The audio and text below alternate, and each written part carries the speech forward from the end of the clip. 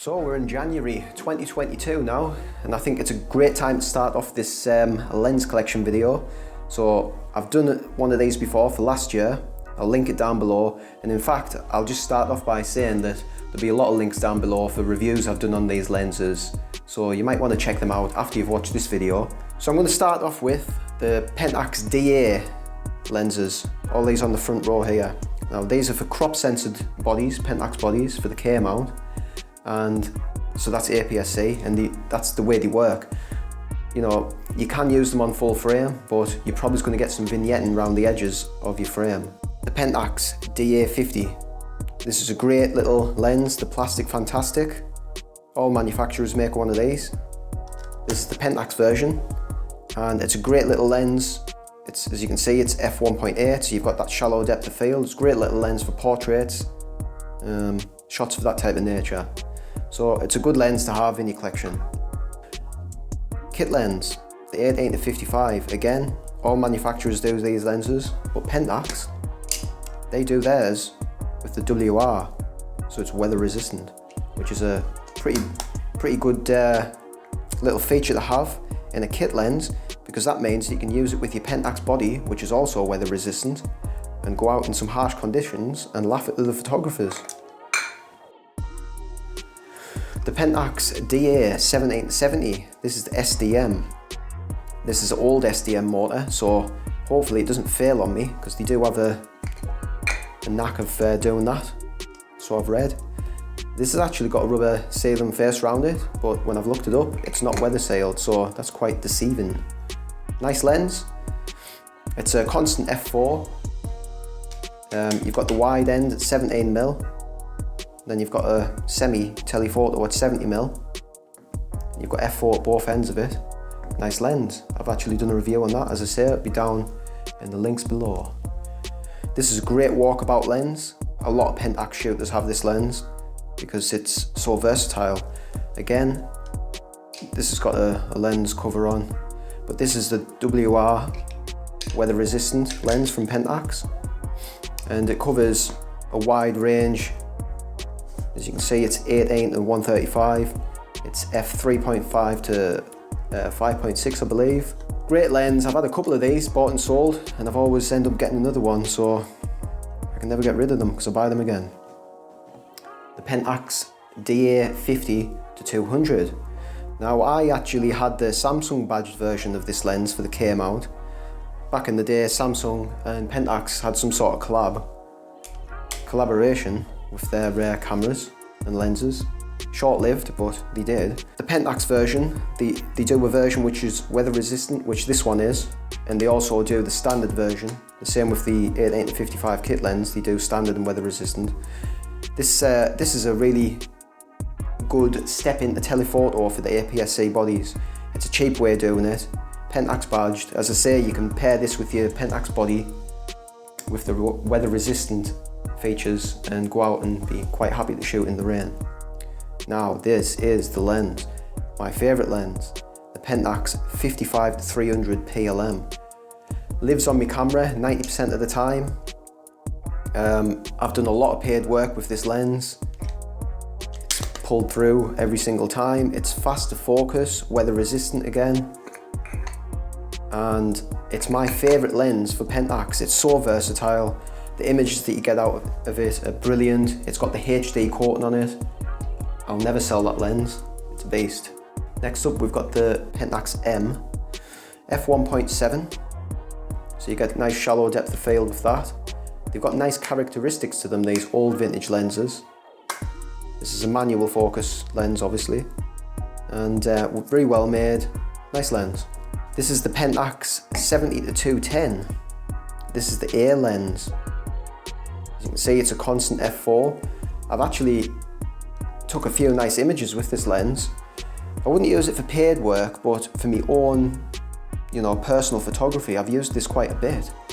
Now, with it being the A, the aperture recognition, whatever you want to call that, you can actually use this. You see there. Oh yeah, as you'll notice, it's sliding. It's a push and pull to zoom in and out on this lens, which is weird. But yes, the A part of it, they do the M and the A. The A is so that you can use this lens. I like to use it with the feature catch and focus on the Pentax cameras. Basically focus trapping. So you get tack sharp shots when your camera recognises focus with those lenses. This is the DA55-300mm constant f2.8. Lovely front element on that. And you know, these lenses, these are AW, so the all-weather. It's a step up in weather sealing. They really are top quality lenses. Build quality's mint. The images that they produce are mint. They just mint. So for the short end, I've got the 16-50. I've not had that long and I've not used it too much, but I will be using it some more. Here's my favourite rendering lens for Pentax. This is the DA50-135, and this is absolutely brilliant for portraits, this lens on the APS-C body. It's something similar to a 70-200 on full frame. The rendering, as I say, is absolutely brilliant. The colours, sharpness, it's just a top lens from Pentax. Build quality's mint. Next up, we've got the DA200, and this is a hefty thing. You can see the, I'll take the lens cap off. You can see the, the hood on it is massive. It's warranted though. And look at the front element on this thing. As you can see, all my lenses are in mint condition.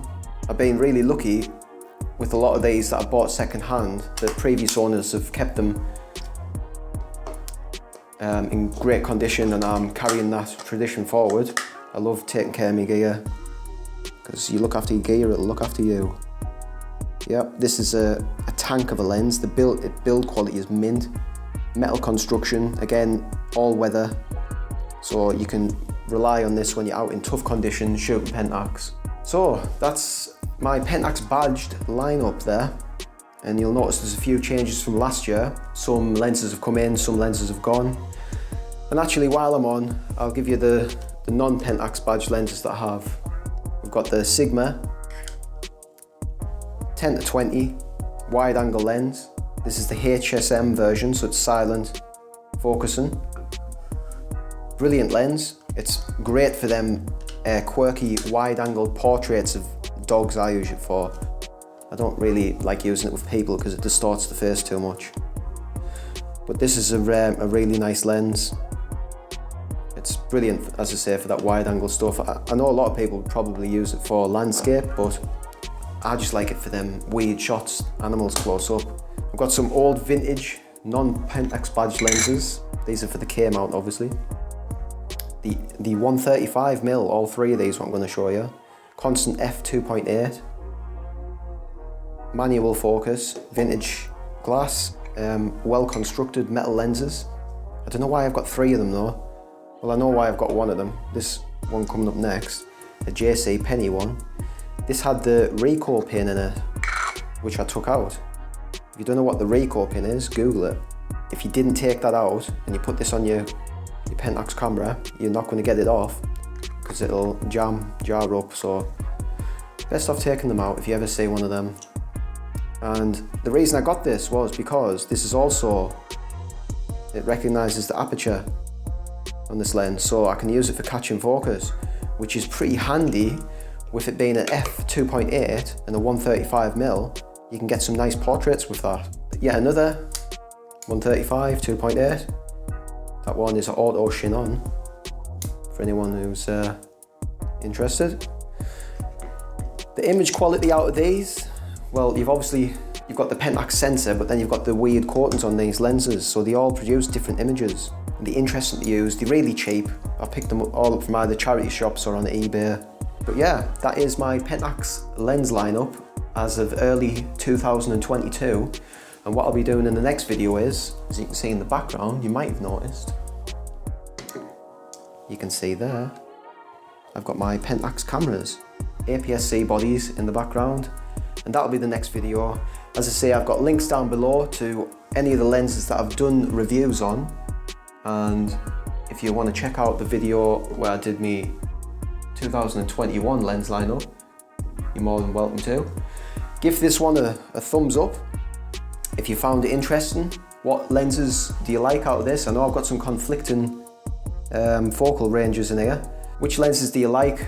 Have you got any suggestions what I should get? And that's about it from me. Yeah, I'll see you in the next one, and I'm out.